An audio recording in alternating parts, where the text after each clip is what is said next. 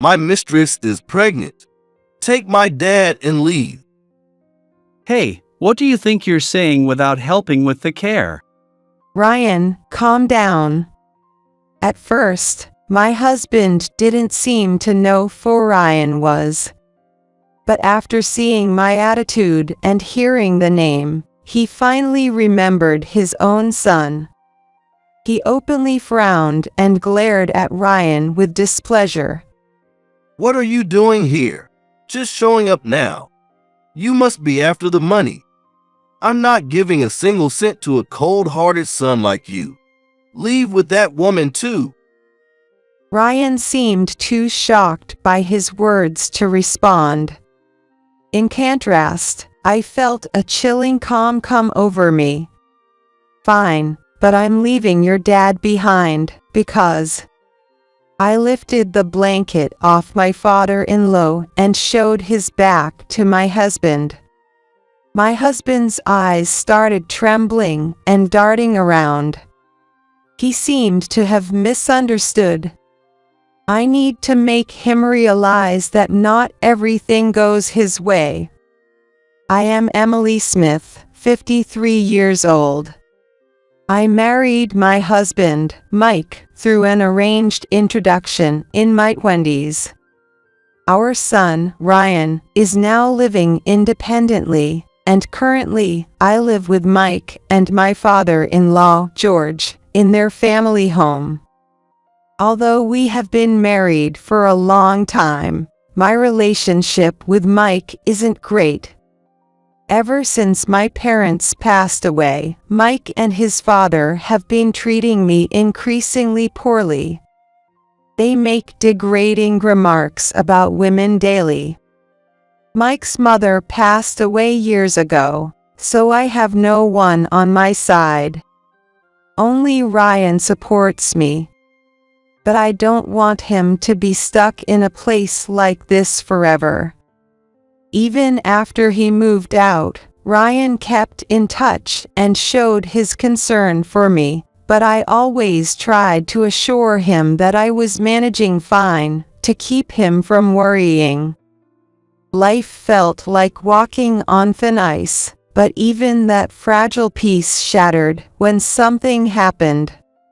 Is Ryan not coming by this month either? After all I've done for him. Running off like this is what he learned.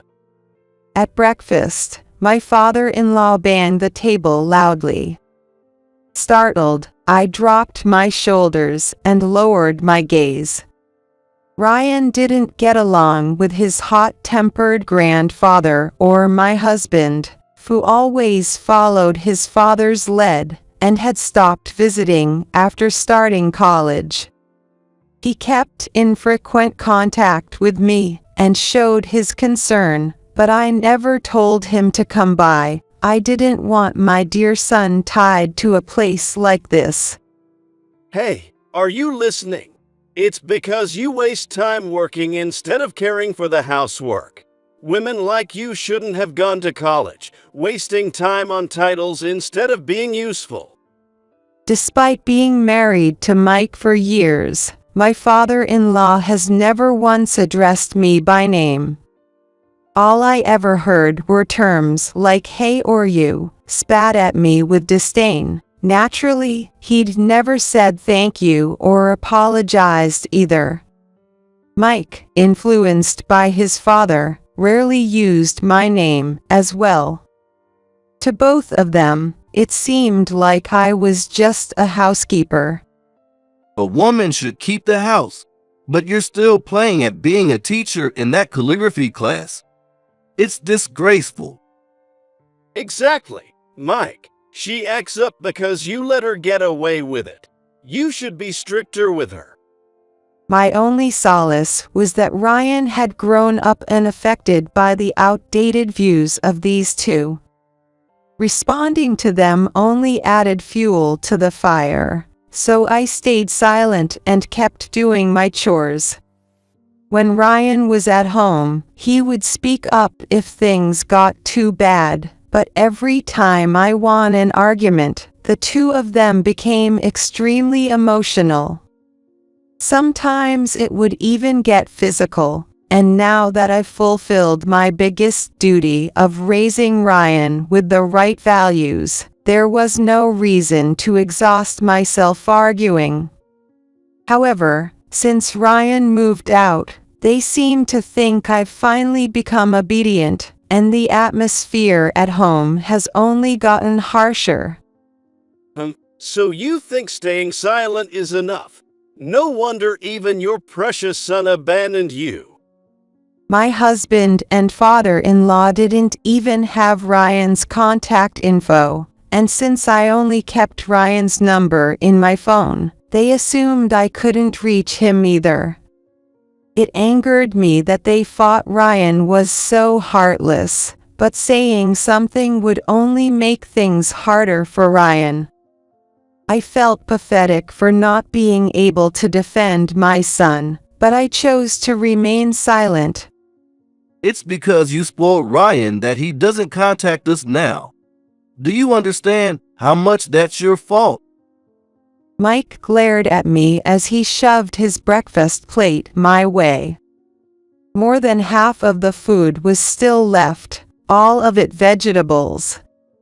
The immaturity was astonishing. You're still not good at cooking, are you? How many years have you been cooking in the kitchen? You ignore your duties to focus on your hobbies, and this is the result.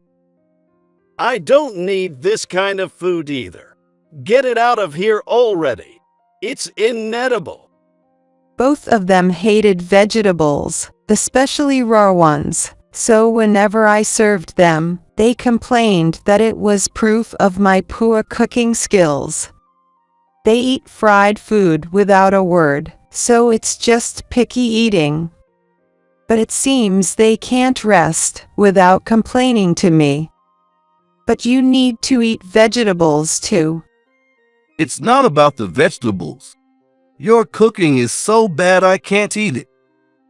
He shouted, and I gave up, throwing the leftovers in the trash. If I only made the meals they didn't complain about, they'd feel sick within 3 days, and eventually fall.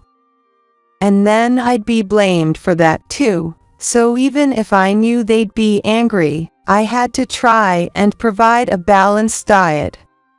My husband and father-in-law didn't miss the sight of me sighing in exhaustion. What's with that sigh? If you have complaints, say them out loud. Who do you think makes it possible for you to live? If you don't like it, get out. The two laughed, clearly enjoying themselves, knowing I had nowhere to go. It seemed their behavior had visibly worsened since my parents passed away. With no one to turn to for help, they probably felt safe in tormenting me. In front of my parents, neither had shown their true colors. My parents arranged my marriage with Mike out of pure goodwill. They couldn't have imagined the wealthy Smith family would be so full of issues. I swallowed another sigh and quietly resumed my chores. By 10 o'clock, I needed to leave for work. Until then, I had to complete the housework perfectly to avoid any complaints from my husband or father-in-law. What? George was hit by a car in a hit and run. I let out a shocked cry at the call from the police while I was at work. They had called Mike first, but since he was far away, he asked them to contact me as his wife. I had known Mike would be on a business trip for a week, so I immediately left work early and headed to the hospital. My father-in-law was in critical condition, unconscious. Given his age, the chances of him waking up were low. The staff told me to talk to him, but I had no memories of anything other than being insulted by him. Even if I did speak to him, it was only for practical matters, never for casual conversation.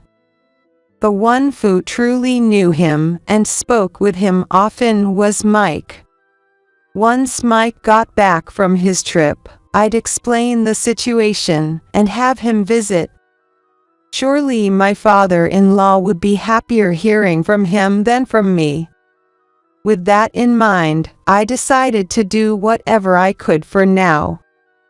No matter how much I disliked him, I didn't want to abandon him. George, Mike will be here soon. Please hang in there. Wake up. I spoke nervously and rubbed his arm. It was the first time I'd seen him this quiet. He was always angry in front of me, so it felt strange.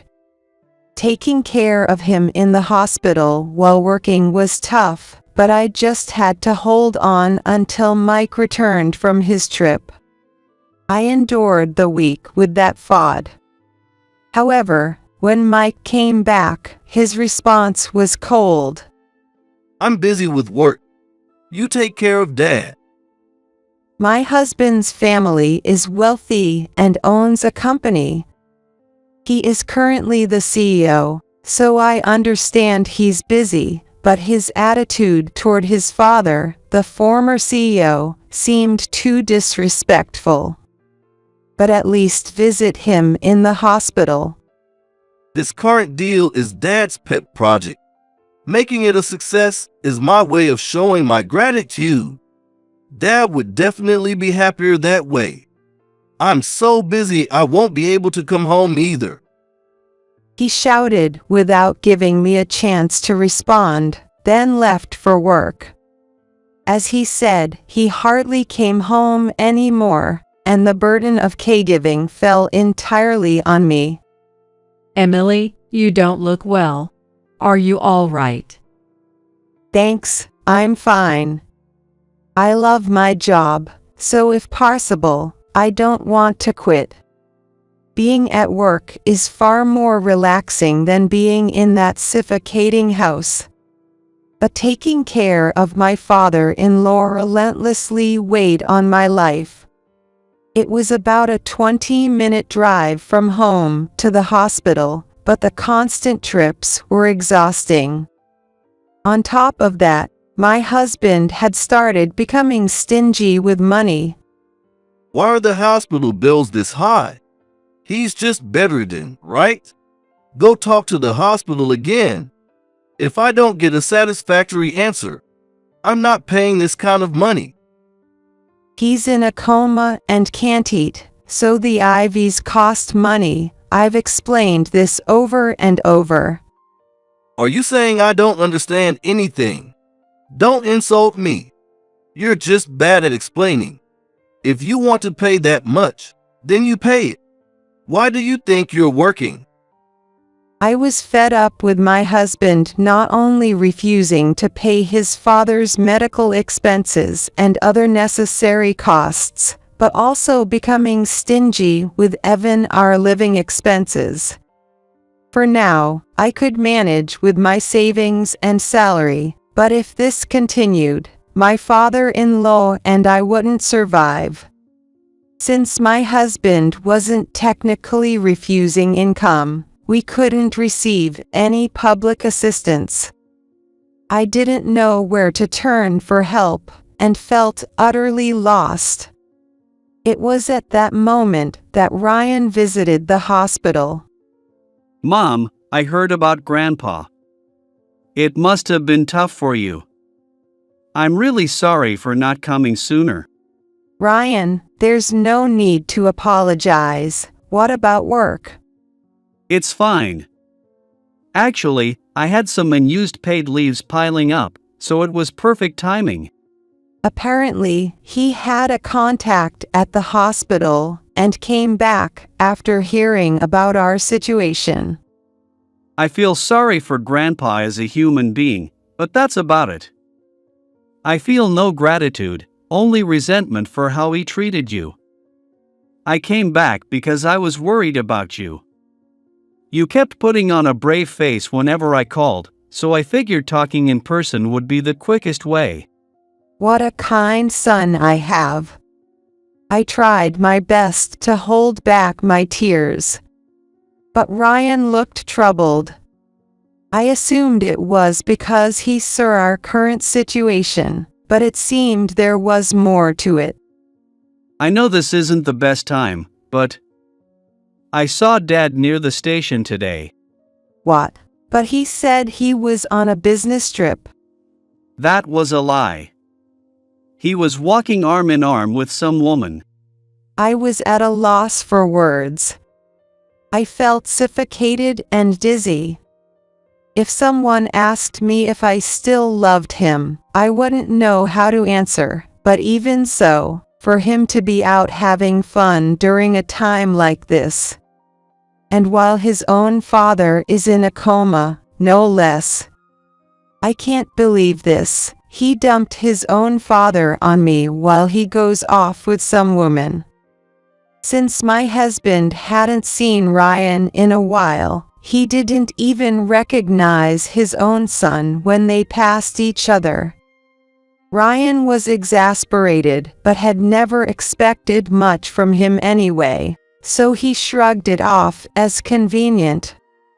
It seems Ryan followed them for a bit and took pictures, showing me the truth with images of my husband entering a hotel with an unknown woman. Since my parents had arranged the marriage in good faith, I had been resistant to the idea of divorce. But now, I felt like maybe it was time to let it go. Mom, why don't you just get a divorce? Ryan gently suggested. It wasn't the first time he'd brought it up. I'm making a decent living, but I'm busy. It'd help a lot if you could help with the housework. Why don't we live together?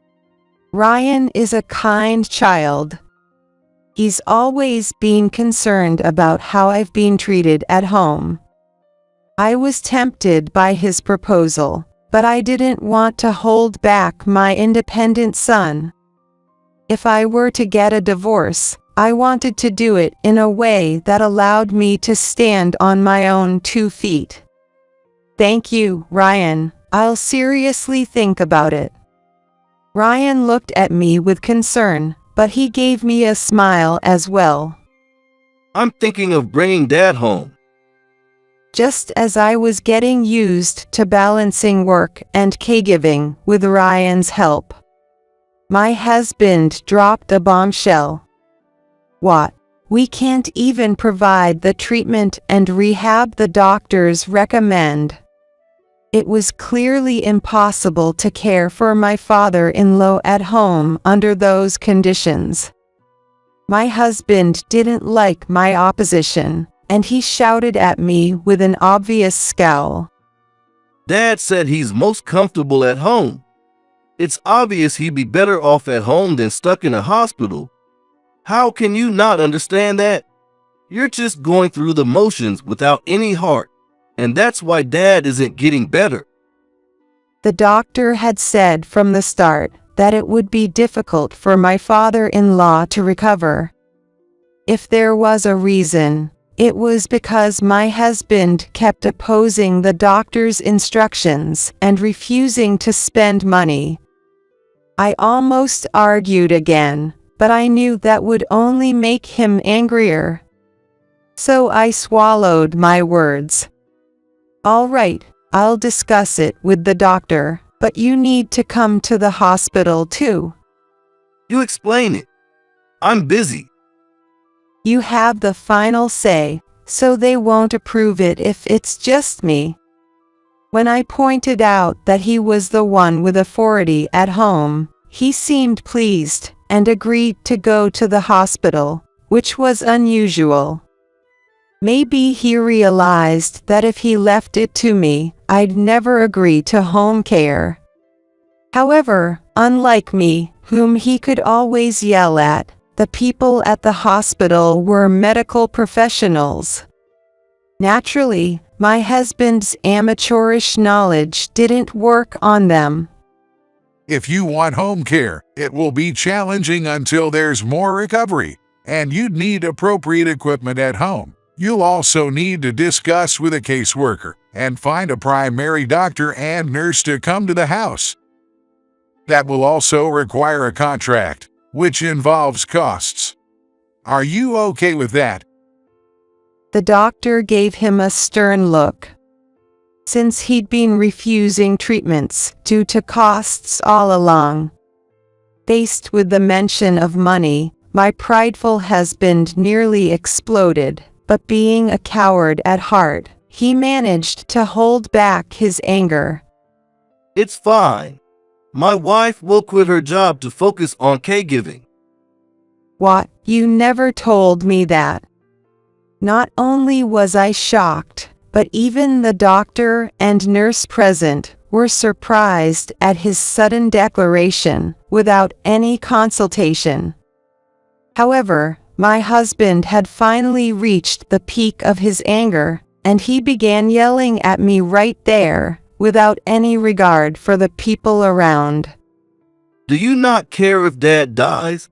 You're heartless. Even if I gave in here, it was obvious my husband would start withholding money again.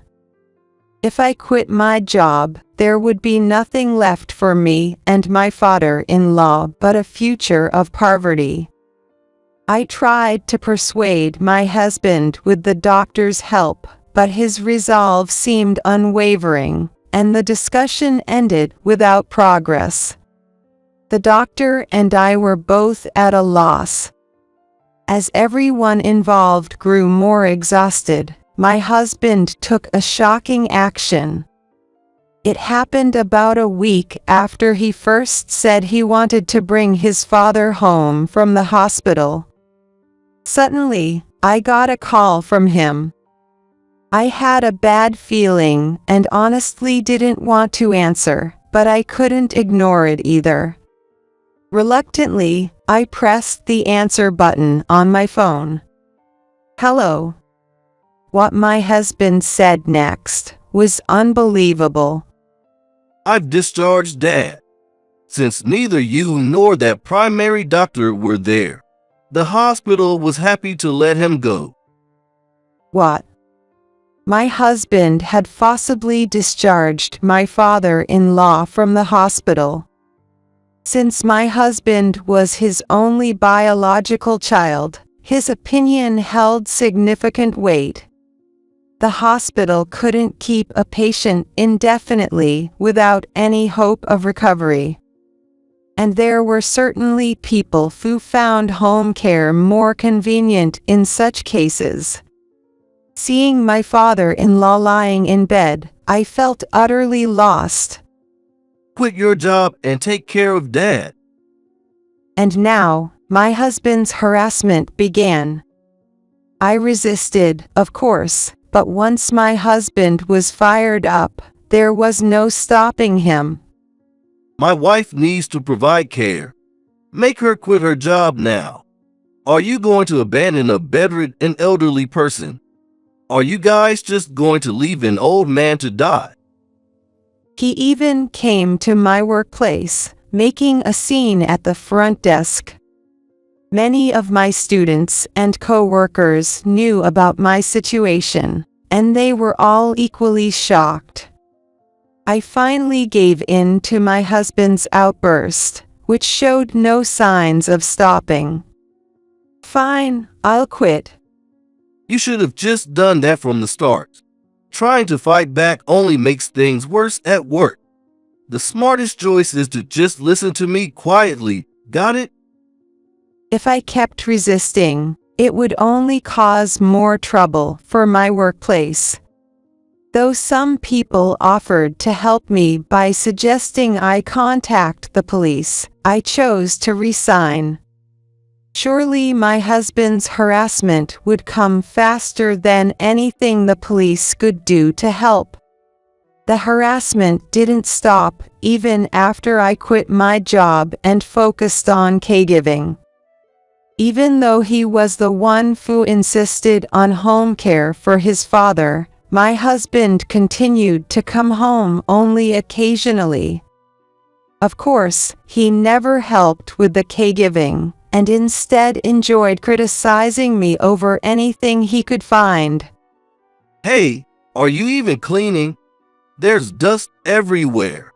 Living in a room like this could make Dad's condition worse, you know? Sitting back on the couch with a smirk, he showed no concern for his father's well-being. It seemed he had taken his father in just to harass me. Dad's room stinks. You're bathing him, right? George can't even get in a wheelchair. I can't put him in the bath, but I wipe him down every day and make sure to reposition him to prevent bed sores. Put him in the bath. I can't stand the smell. The house feels so dirty because you're slacking off on your chores.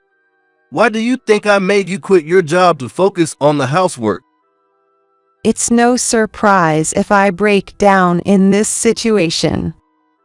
Honestly, I was really feeling overwhelmed, and Ryan started helping me out as long as he didn't have to run into Mike. While I felt bad for relying on Ryan, I found myself leaning on him for emotional support. I'm sorry, Ryan. I'm really sorry. I know you have work too. Mom, you don't need to apologize. Besides, my job can be done remotely just fine. I've always regretted leaving you behind when I moved out. Please, just let me do this for my own peace of mind. It's hard to believe he's related to my husband by blood. How could he be such a kind child? Ryan's kindness seeped into my worn-out heart. However, as if he couldn't even tolerate that brief moment of peace, my husband went on to say something even more outrageous. My mistress is pregnant. Take Dad and leave. Hey, how can you say that without even helping with the caregiving? Ryan, calm down. At first, it seemed my husband didn't know who Ryan was. But after seeing my reaction and hearing the name, he finally remembered his own son. He frowned obviously and glared at Ryan with displeasure. What are you doing here? Just showing up now. You're probably just after the inheritance. I won't give a cent to a cold-hearted son like you. Get out along with that woman. Ryan was too stunned by his father's words to say anything. In contrast, I felt a chilling calm wash over me. Fine, but I'm leaving George here, because... I lifted the blanket covering my father-in-law and showed his back to my husband. There was a corset wrapped around him, but scars were visible over a wide area. It looked like it was still in the process of healing, and it seemed my husband was seeing it for the first time. His eyes began to shake and dart around. George still hasn't regained consciousness, and he shouldn't be moved carelessly. It was risky enough for him to come back here, let alone move again. If he had stayed in the hospital, he might have recovered a bit, but you insisted on bringing him home. But he could be discharged, couldn't he? Despite being visibly shaken by the sight of the scars, my husband stubbornly tried to argue back. Even in front of his severely injured father, he was still trying to pin the blame on me. How pathetic. The caseworker also said not to put too much strain on him. Moving right now is out of the question. Do you even care what happens to your own father? It's because you aren't taking proper care of him. Stop trying to put the blame on me. My husband reflexively shouted in response to my words. It was Ryan who argued back. Knock it off. Mom isn't obligated to take care of Grandpa. Bringing him to this house was the limit, and besides, you're his actual son. Even if I said I'd take him after we divorced, the caseworker, the primary doctor, and everyone else would object. No one would approve it. Go ahead and suggest it. Unlike the time he was discharged, no one will agree now. My rebuttal seemed to genuinely surprise my husband. At first, he looked shocked, but soon his face turned bright red with anger at being challenged. Who do you think you're talking to? Things will never go the way you want. Enough already. That's what I should be saying to you. Ryan shouted, and the intensity of it made my husband fall silent. Whether he was embarrassed by losing to his own son, his body shook with frustration. You said you'd take care of Grandpa when you discharged him, didn't you? But you haven't even bothered to come home most of the time. Ryan found this out after asking his contact at the hospital. There are also plenty of other things I could use against my husband if I wanted to. In addition, you might have forgotten, but you demanded that Mom quit her job at the calligraphy school. You also intimidated the staff and caused a scene at the reception. The police know all about that. I'll give you back your own words. Don't think everything will always go your way. I packed my things and got ready to leave the house. It had been quite some time since my husband started withholding our living expenses. Since I had been considering divorce ever since his affair was discovered, I was ready to leave immediately. And for all the unfair things you've done to Mom and the proof of your affair you just mentioned, get ready to pay Mom a hefty amount in alimony. You! How dare you talk to your own parent like that? Ha! You didn't even remember my face, and now you say that? If you want to leave so badly, then leave. I won't pay a cent, even if you sue. After spitting those words at Ryan, my husband turned to look at me. Seeing me with my bags packed, his expression changed. Hey, take Dad with you. It's your job to take care of him. He still didn't understand a word Ryan or I had said. A deep anger welled up from within me. I told you he can't be moved. Were you even listening? If you think I'm lying, go confirm it with the caseworker yourself. Finally, I'd had enough, and I yelled louder than I ever had before. Maybe my husband hadn't expected this because he fell completely silent. Ryan spoke to him one last time. I know you took time off work for caregiving and then cheated on Mom. I've informed your company, so you can look forward to their response. That seemed to bring my husband back to his senses. He smirked mockingly and glared at his own son with eyes full of hatred. I'm the CEO. A response. Don't make me laugh. There's no hope for him anymore. I didn't even feel like turning back to look at him. After that, I ended up staying at Ryan's place for the time being. I couldn't stay with my son forever, so I had already started looking for a job and a new place. You don't have to rush. Why not take it easy for a while? You've been through a lot, Mom. Thank you, but it helps me take my mind off things if I stay busy. Ryan stopped working remotely and started going into the office. Since I was alone during the day, I helped with the housework, but I wasn't working, and there was no caregiving to do. Ryan, of course, never suddenly yelled at me, so it felt like heaven.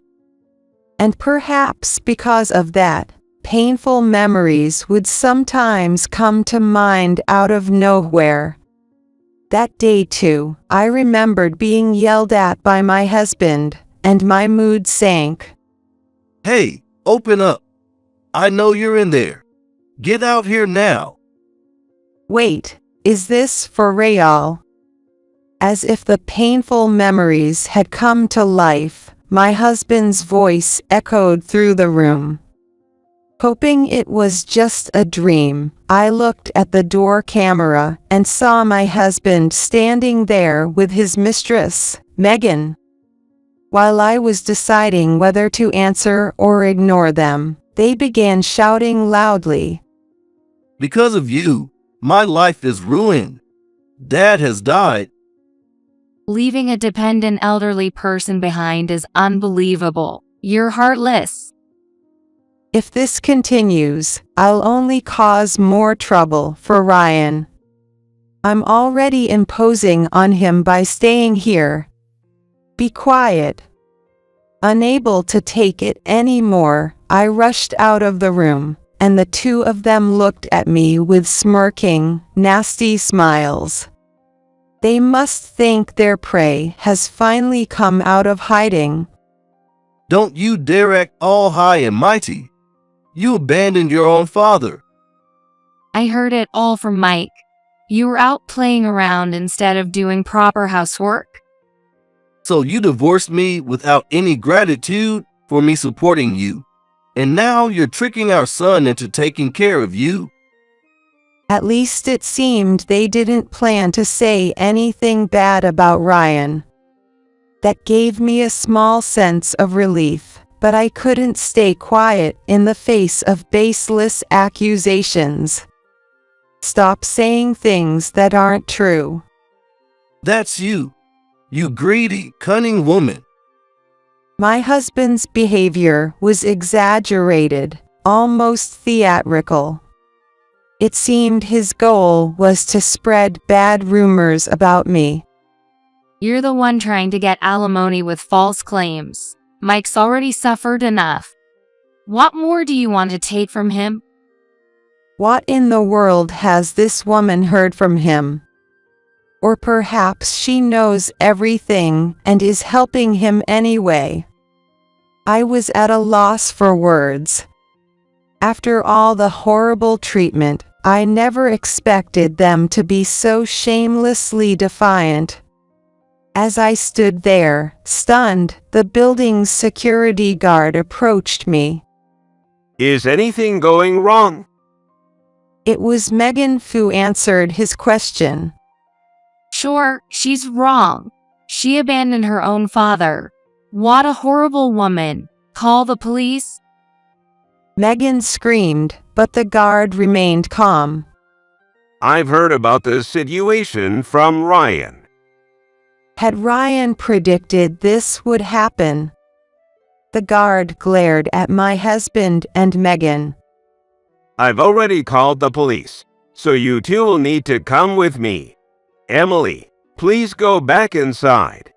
Ryan will be back soon. As I was being led back to the apartment, the police arrived and put a hand on my husband and Megan's shoulders. She's fooled all of you. Yes, we're the real victims here. No matter how much they yelled, the fact remained that they had caused a scene in front of someone's home, and it seemed Ryan had already informed the authorities, so the two of them were taken away without argument. Ryan returned 30 minutes later. Mom, I'm sorry you had to go through that. Are you okay? I'm the one who should apologize for causing trouble. Ryan, who apologized first, had a somewhat relieved expression. When I asked him why, he responded with a mischievous smile. Dad's company just became a subsidiary of mine. What? Ryan started his own company with friends while still in college, and now he's the CEO of a publicly listed company. My husband always said that Ryan's success was just a temporary thing, that people were only interested because he was young, but it seems the real short-lived success was his own. Because he was out messing around, his company was on the verge of collapse. It was easy to buy it out. He's probably just finding out he's been fired now. Ryan looked genuinely amused as he said that. A few days later, a news article appeared about my husband and Megan being arrested. Wow, I'm actually surprised. What do you mean? As I read through the details, the phrase hit and run on a parent jumped out at me. Apparently, since the company was failing and his father told him to step down as CEO, my husband conspired with Megan to run his father over. So that business trip was just to create an alibi. If he were close enough to rush to the hospital, he might have been suspected of the hit and run, so he even bought a train ticket and told both the company and me he was on a trip. The case drew significant attention due to his selfish motives and his collaboration with his mistress, and it was covered on talk shows for some time.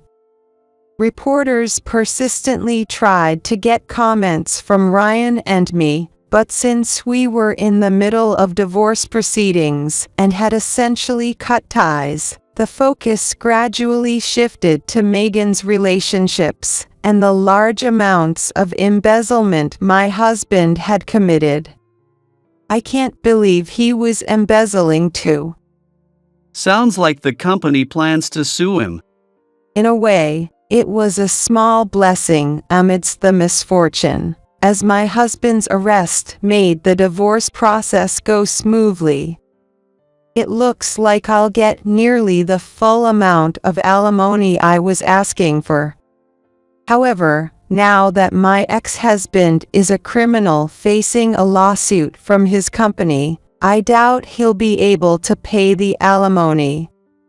The Smith family was wealthy, and my ex-husband had inherited his father's estate, so those assets are being seized to settle the payments, and I just have to wait. Apparently, my ex-husband is resisting, but after losing his job and receiving a prison sentence for such a heinous crime, it's no surprise he's seen as unable to pay. It's pointless for him to resist. Though life was hectic for a while, once things settled down, I decided to visit the house. It was the house where I spent years being mistreated by my father-in-law and husband. Honestly, aside from raising Ryan, I have no good memories there, but still, having spent so many years in that house, I was curious about its current state. With Ryan seeing me off, I went alone, only to find that the old house was being demolished and a new one was being built. The surrounding land, which had also belonged to the Smith family, already had a buyer. I felt a mix of sadness and relief. As I stood there, feeling both freed and abandoned, a neighbor called out to me. "Hey, are you Emily?" You. I was at a loss for words. For a moment, I even thought I might be scolded for being related to a criminal. But to my surprise, the elderly woman smiled warmly and took my hands in hers. "It is you, Emily. I'm so glad to see you doing well. We've all been worried about you. That father and son treated you so terribly." She kept saying how glad she was, and she was someone who had always been kind to me in the neighborhood. Now that I think about it, even though my father-in-law and husband treated me coldly, The neighbors were always kind. When I went to help out with community events, they welcomed me warmly, greeted me with smiles, and chatted with me. Even when I was raising Ryan, the neighbors were all kind to both of us. I'm sorry I could only watch back then and couldn't help. Are you living with your son now? Yes, well, thanks to everyone, I've moved to a nearby town. That's good to hear. I'm relieved. Take good care of your son. The elderly woman smiled warmly and handed me a chilled bottle of water. A few more neighbors gathered, and we chatted. When they heard I had divorced and was now living with Ryan, they were genuinely happy for me, as if it were their own joy. I received the same warm welcome at my old workplace, where the familiar faces surrounded me. Everyone expressed their concern for me. I'm so glad to see you doing well. I'm sorry we couldn't help you back then. If you need anything, don't hesitate to ask. How kind they all were. When I was being constantly berated by my father-in-law and husband, I hadn't truly noticed the people around me. I hadn't realized there were so many who cared about me. Thank you, everyone. Feeling saved, I stood there, surrounded by my coworkers, and cried for a while. It turns out Megan had a history of other frauds, and she also received a prison sentence. The investigation revealed she had a common-law husband, and the baby she was carrying was his. She had approached my husband purely for his money. She realized my husband hadn't yet inherited any wealth, and that his father intended to leave the estate to Ryan to rebuild the company. So, she manipulated my husband to try to steal the inheritance. My husband was apparently deeply shaken when he found out. But it no longer had anything to do with me, so I just watched it play out as a story on the talk shows. A few years later, I heard through the grapevine that the two had been released, but I don't know what happened to them after that. With their faces so widely publicized, I doubt they'll ever be able to live normal lives again. With my ex-husband in that state, he never returned to the area around his family home, and my father-in-law ended up quietly buried in a shared cemetery nearby without even a proper gravestone. After the divorce, I received a decent amount of alimony and rented an apartment. Ryan had offered to let me live with him until the end, but I didn't want to disrupt his successful life, nor could I keep relying on him forever. In the end, I got my old job back at the calligraphy school and decided to support myself. Now that I no longer had to worry about my father-in-law or husband, I often visited Ryan's house, and Ryan would come to visit me too.